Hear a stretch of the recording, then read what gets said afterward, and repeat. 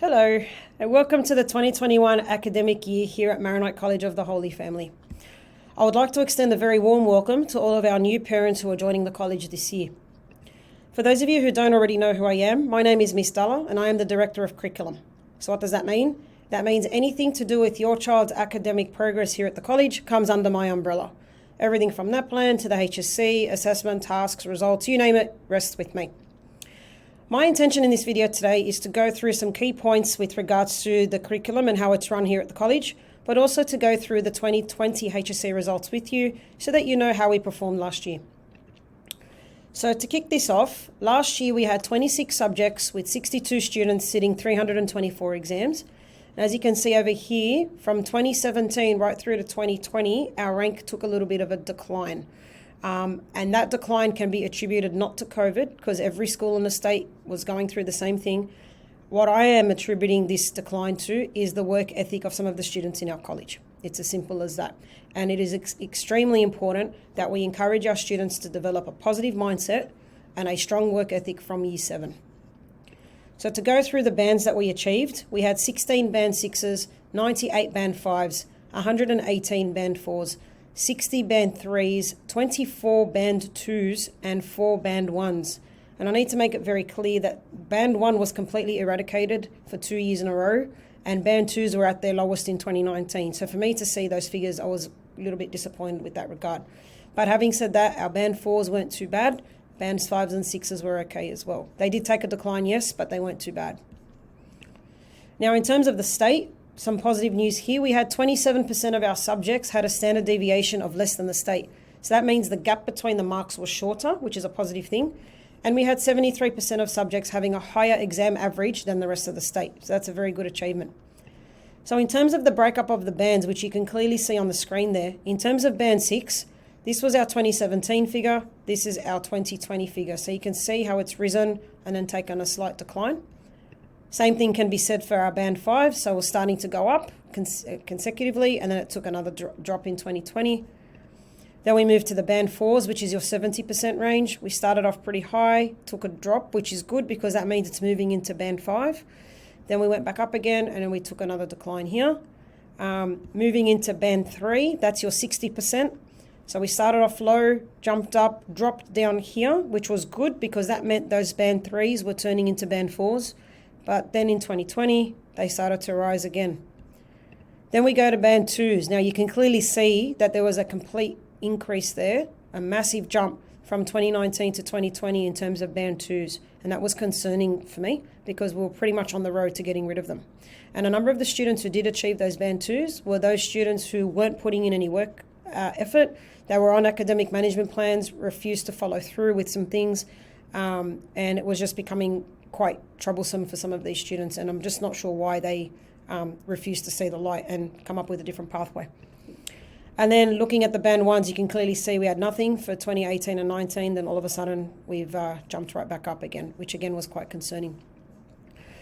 So in terms of our 2021 curriculum policy, I just want to run through a few things in terms of how curriculum is run here at the college. Firstly, in terms of assessment submission, your child will always know what assessment task is due when, and I'll show you what I mean by that in terms of the assessment handbook that I emailed your child earlier on in the year. The notification for the assessments are always placed on the student calendar and on their team's courses, and it indicates how they submit a task, whether it's to the KLA coordinator, to the teacher directly, or online through email or Microsoft Teams. Now, where we have the issue is where your child is late in submitting the task or doesn't submit it at all. And there is clear-cut rules on what needs to take place next. If your child is absent, a note from you is not sufficient enough. You must provide a medical certificate, and your child must fill in the illness misadventure form within 24 hours of them returning to the college. You sign off on that form, teachers and coordinators sign it off, and then I make the final decision as to whether it's been approved or not. Okay. Now, failure to follow through with this process, unfortunately, I am forced to issue with the 0. That's not my rules. That's coming from these guys above here.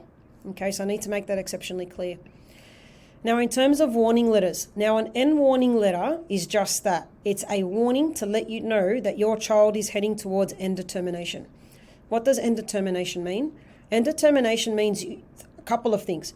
If your child is in years 7 to 10, end determination means that they will have to repeat the year. just because they receive 3 letters in one subject for the same task, or because they're lacking consistent effort. If your child's in 11 or 12, it means they can't sit the HSC if they get indeterminated.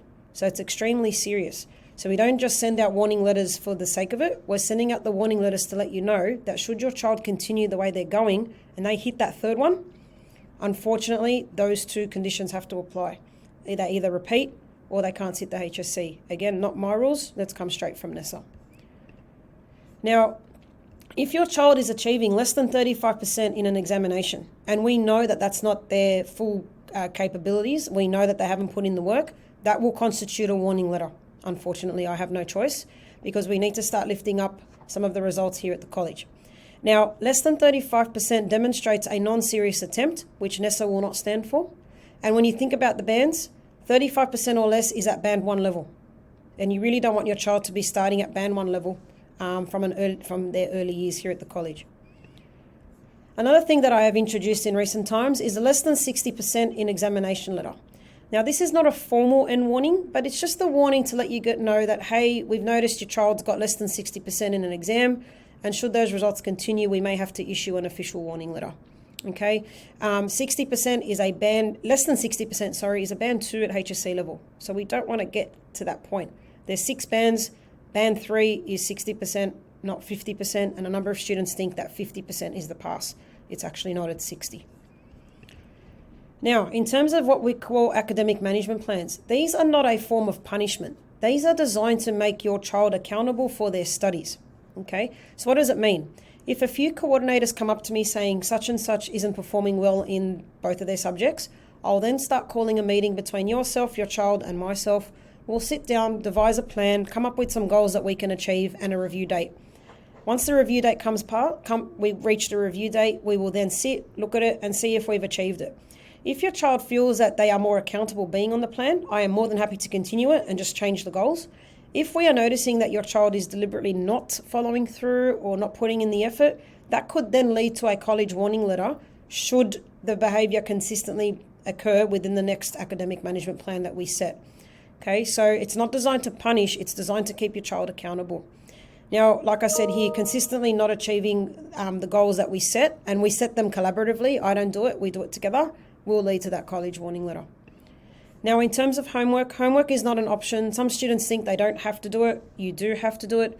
It's designed to, 1, recap the content from the lesson, but also to get you ahead so that you know what's coming up for the next period.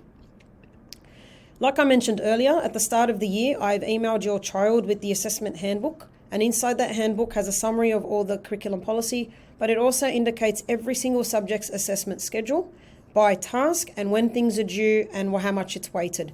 And to help them even further, I broke up every term according to the week and the tasks that are due each week. So your child knows when there is an assessment heavy week coming up, or weeks.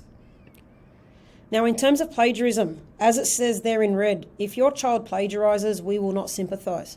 Unfortunately, I am forced to issue your child with a warning letter. They receive 0 for the task and will still need to submit the assessment task, unfortunately. Plagiarism in year 12 gets recorded against their name with NESA, so it's not best practice to get into that habit of plagiarism. So I'm really coming down hard on that. Last year, unfortunately, I had 3 students where I had to record it next to their name for the HSC, so it's not a good look.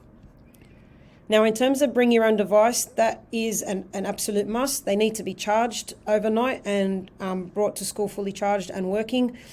Simple reason, everything is on it. Everything from their work to access to their textbooks and resources and things like that. So please ensure your child is charging their device before coming to school. In terms of emails, as we know, that's the way the world is working. That's how we communicate. So your child should be doing the same. They should be checking their emails regularly, at least 5 times a day. It's a very good form of communication from teacher to student, but also from student to teacher. Okay, so please encourage your child to email their teachers when they are unsure of something. Now, as you are already aware, our learning platform for your child is Microsoft Teams. It's basically a one-stop shop for all of your child's learning needs. Everything from their assessment tasks, resources, lessons, you name it, is on there. They should already be enrolled in all their courses, and everyone working quite well with Teams. the benefit of it, it's accessible anywhere in the world on any device. So if you take your child overseas during the term, there is no reason for your child to not keep up to date with work, because you can access it anywhere, provided you have a device and also internet access. One thing the college is pushing forward with this year is visible learning. We need to be able to see how your child is going and what they're actually learning, and if they can articulate what they're learning. That's what HSC is all about, being able to articulate learning. And the one way we are pushing with this is through learning intentions and success criteria. So at the start of every period, the teacher will put up what the learning intention is for the lesson. So in other words, what your child needs to understand or be able to do for the lesson. And they'll also indicate what the success criteria are. So what are the things that your child needs to be able to demonstrate to show that they have met or achieved the learning intention? Now, what I have found of late is that some of these learning intentions and success criteria have actually become HSC style questions. So this is also a good way for your child to revise. Now, I'm not going to sit here and insist that your child should be setting goals. That's a personal thing. But having a goal has a strong impact on student learning, because they are the ones that are setting the expectation of themselves.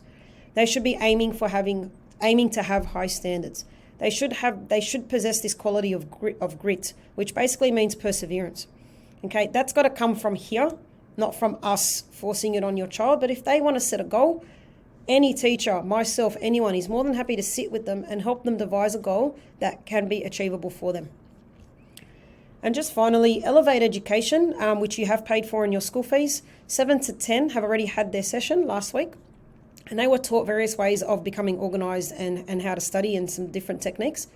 Year 11 and 12, theirs are coming up. Year 12 is next week, and Year 11 is towards the beginning of August. So just finally, communication is definitely key. If at any time you are having any issues, concerns, comments, you want to give me some feedback, you want clarification on something, please go through the appropriate channels here at the college and communicate with us. We are always more than happy to help wherever we can, but we do need to follow the appropriate protocols with terms of communication. And on that note, I look forward to working with each and every one of you as a big team to make sure that your child is achieving at their very, very best. Have a great day.